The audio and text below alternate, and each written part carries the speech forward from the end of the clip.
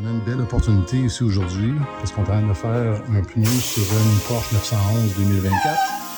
Puis, on va se servir de l'opportunité pour vous montrer comment notre machine Hunter fonctionne.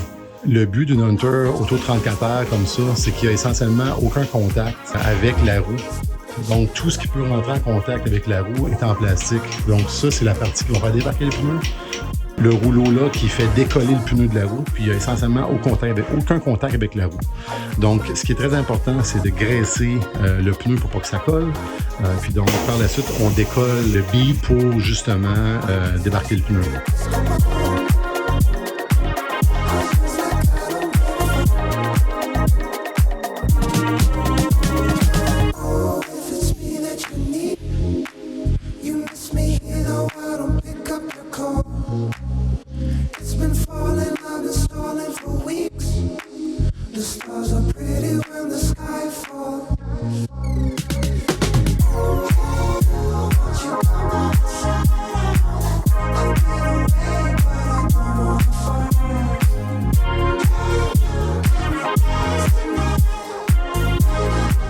Quand on installe la pièce de la valve, si tu peux le montrer, cette valve-là, surtout sur une valve TPMS, donc une valve qui rapporte la pression, c'est important d'installer cette pièce-là à un couple qui est précis quand il visse, puis il va arriver au bon couple. Vous allez voir l'outil cliquer.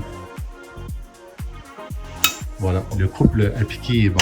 À ce point-ci, on doit balancer la roue puis on enlève les vieux plombs.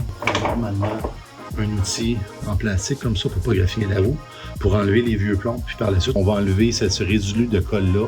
Ultimement, le but, c'est que la roue soit propre, mais aussi que notre nouveau plomb, si jamais il tomberait à la même place, il va bien coller. Alors, on prend un outil comme ça, là, avec un peu un efface, si vous voulez, qui va essentiellement enlever la colle, puis ça, la roue va être propre par la suite. À ce point-ci, on va balancer la roue. Donc, un pneu a une vibration naturelle et une roue une vibration naturelle. Le but de la machine à balancer, c'est d'éliminer cette vibration-là par des plombs. Entre autres, la machine va tenir la roue, mais elle a une protection en plastique ici. Il y a aussi, étant donné que c'est une road force, celle-là, donc elle a un rouleau qui est aussi une force qui va simuler la route. Voilà, c'est plus une chose de diagnostic. Vous voyez les lasers d'ailleurs aussi sur la machine. Donc les lasers vont ultimement mesurer le profil de la roue. Puis donc à ce moment-là, ils mesurent la roue par les lasers que vous voyez. Et puis elle va nous dire combien rajouter de plomb. Dans ce cas-ci, avec une roue noire, on a des plombs noirs justement, puis aussi des plombs gris.